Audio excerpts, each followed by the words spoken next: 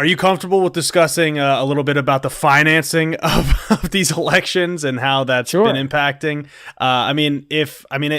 It's reported in that daily podcast, but do you want to kind of discuss the whole how that kind of unfolded and probably will continue to unfold locally, and Yeah. how that kind of provides a blueprint for other millionaires, billionaires to impact local elections?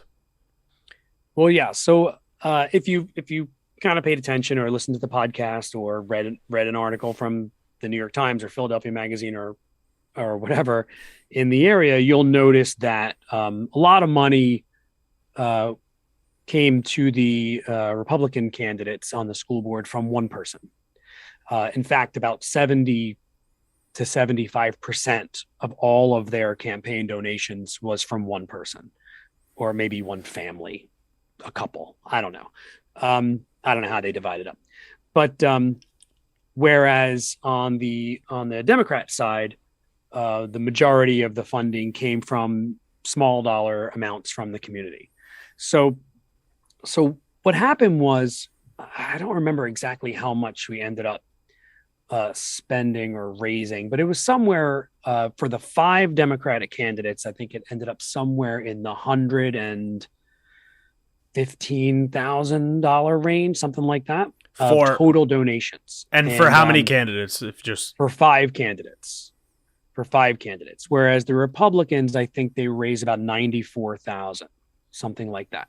Um, Now, for the Democrats, we had about um, we had about 50,000 of it came from either um, the Democrats, like Turnbuck's Blue or Doylestown Democrats or Turn PA Blue, those organizations, and PACE, which is the PAC for Education, the Political Action Committee for Education, which is a political action committee that is made up of donations from teachers and support staff around the state. So, so they donate money separate from any union dues or anything like that. It's really not the union. What they do is they can voluntarily donate to this political action committee, and this political action committee specifically tries to find what they consider to be pro-educator candidates, and they donate to them. So these are all public donations. It's not dark money. Every donation that's over $49 is publicly recorded, just like any other campaign donation that can be made, and it's all voluntarily made by the state's educators. So we ended up with, I think, about 40,000 total from that pack.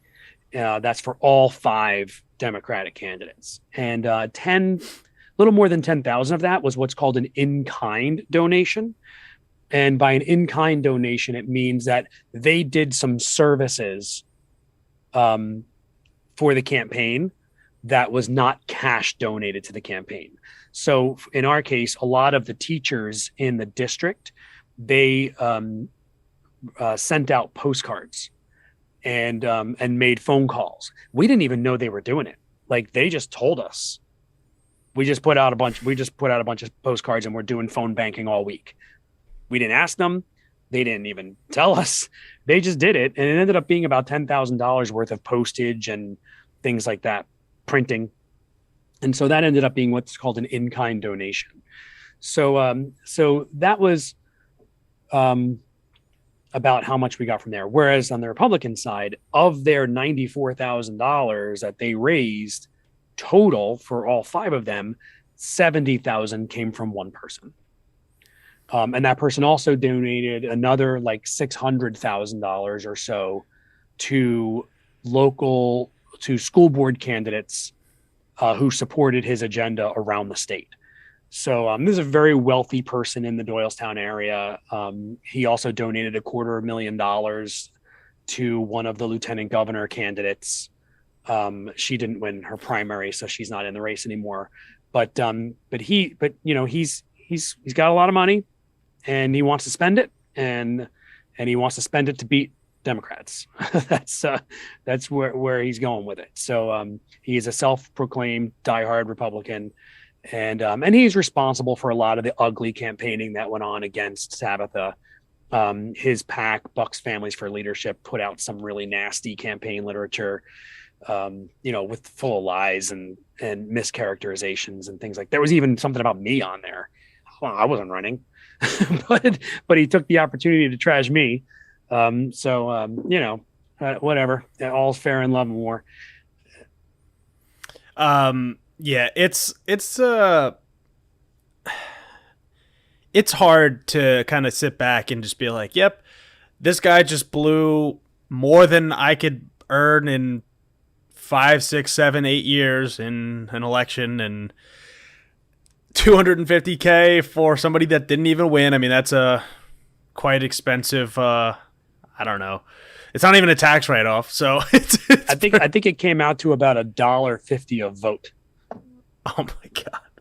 Yeah, that's. I think his candidate came in fourth or fifth.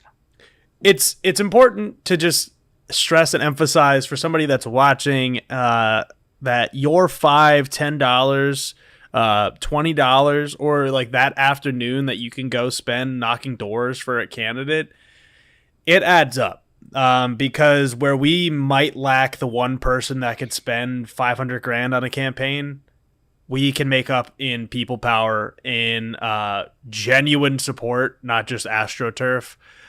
So yeah, we start off with at a giant disadvantage, but it is important to know that, like, of those 5 races, we did raise that much money. We did come pretty close. And I say I helped with Tabitha's campaign. You did. You were, by the way, I should say this to your audience. Connor OHanlon was one of the best resources we had for the campaign. Connor was priceless in helping us with strategy and know-how and just how the machine works and all those things. We could not have done what we did without Connor. Well, thank you. And I wish I didn't have to walk with a boot on for that campaign, but 2023 is not too far off, fortunately and unfortunately. So I'll get my door knocking shoes ready, but it's just important to, like, that impact that we can have is so much larger than 4 or 5 years ago. I never would have thought that somebody would say that about me, being able to go door to door with somebody and just say, like, yo, he made an impact because of his canvassing, because of the know-how, because of that. But it's because you dedicate the time, put in the effort, and have passion towards something, you can do it too. It's just building that capacity, and that's important. I mean, we can transition into building the party a little bit here, but it's important to note that I said it in the original first episode. I went from 2018, from being a college graduate that had nothing, had no job, didn't know where I was going with some of this stuff, to becoming the chair in 2020, chair of the local party, almost becoming state rep candidate, nominee. Like, there's a lot that can happen in a very short period of time. And Steve has been helping with the 29th State Assembly District. So with me as chair of the Doylestown Democrats, you as the vice chair of the 29th, I mean, we're talking about some institutional gaining of power for, I would call myself a progressive. I think you call yourself a progressive. I don't want to get you in trouble, but nope, I'm a progressive. It's nobody doesn't know that. Yeah. So it's just like it's something that is of note in saying that, like, very quickly, if you just put the time and the effort in, you can get yourself into these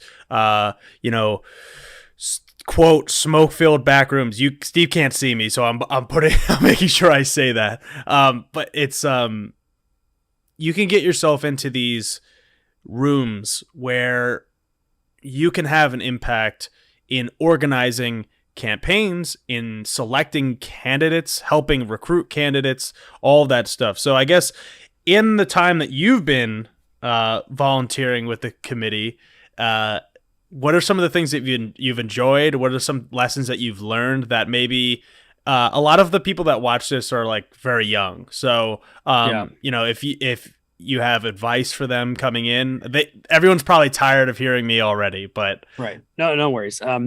So, well, I'm also, I didn't mention this earlier, but I'm a committee person for the Doylestown Democrats in Doylestown Borough. That's been a very short period of time for me. So I was appointed in February, and then I was elected in May. And that really kind of started with the school board election. I was always kind of like a political junkie. I've never missed a vote. I've never missed an election. And I've voted in New Jersey, I've voted in New York, voted in Pennsylvania. I've never missed an election my whole life since I was 18 years old. And the first election I ever voted in was to reelect Bill Bradley, U.S. Senator from New Jersey in 1990, much to the chagrin of my dad, who likely voted for the other guy. And but I never really got super involved other than paying close attention, voting, and maybe being very vocal about my opinions and positions on things with people. But then when Tabitha ran for school board, I kind of caught that bug and realized that, we could make a bigger difference if we get involved and try to get other people involved and try to make sure, not so much changing people's minds. I don't think we really change a whole lot of people's minds all the time, but convincing like-minded people that they need to get out and vote, because that's the problem. Turnout is the biggest problem. We have an embarrassing turnout problem in the US. People don't vote. And they care, but they don't vote. And so if we could get the people who think like us to actually get out and vote, then we'll win. And so, and I think I took this quote from you, Connor. I feel like our lives are better when progressives are in elected office. And so when it doesn't matter whether it's, someone, if I'm donating to a campaign for someone in Kentucky or Florida, or if it's right here, someone who represents me, they all matter. So I got involved, knocking on doors for Tabitha, right? So at first it was just hanging literature on doors. I wasn't that comfortable actually knocking on a door and talking to people, but that went away real quick. And within a couple of days of actually knocking on doors and telling them how qualified my wife is for being on the school board and how she feels on the issues and how she'll vote when those issues come up, it got real easy, real fast. And I like to talk to people. I'm a social guy. I don't get stage fright. I don't get awkward. I'm not awkward in social situations. So that doesn't bother me. I like talking to people. So now I'm knocking on doors for everybody, and I'm getting signatures for Connor. I'm getting signatures for Tim. I'm getting signatures for Steve Santerciero and John Fetterman and Ashley Ehas and all these people. And I'm knocking on doors and telling them how much better our lives will be if these people are in office. And that was a big thing. So being a committee person for me, just being comfortable knocking on the doors and telling people, look, this is who's running. This is what they believe. This is why I support them. If you're with me, please support them too. And that's not really hard to do. I'm not knocking on diehard conservative doors and trying to convince them to think like me. It's not going to happen. We're not going to change a whole lot of minds. I'm 50 years old. I've come to the conclusion that you don't change a whole lot of minds. Sometimes you can, but really it's about making sure that our people actually do the thing and vote. So the other thing that is great about being on the committee in Doylestown is meeting all of the people who have so much more experience than I do, and hearing their stories and learning their strategies and things like that, like learning how to use the data that we get from the Board of Elections in our favor, so that we can be very surgical in how we make sure that we get the voters out that we need to get out. And target the people that we need to target. That's an important thing too. So I think a lot of it's just meeting people like State Senator Steve Santerciero and learning so much from someone who has so much experience. Like that's a really big thing. Or meeting people like you, like Connor OHanlon, who has a lot of experience, or meeting people like Tim Brennan, who's a councilman in the borough and is our nominee for state representative in the 29th.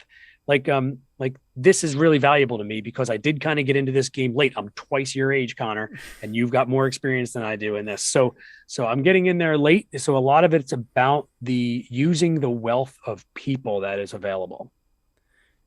I will say too, you know, in your 50s is extremely young for local politics still. So yeah, they won't let me in the Young Democrats though. barely. They said the cutoff is 40. 40, yeah. I think the cutoff for the Young Republicans is 65. Yeah. Yeah, you could get Social Security and be in the Republicans. That's a joke, Republicans. It's just a joke.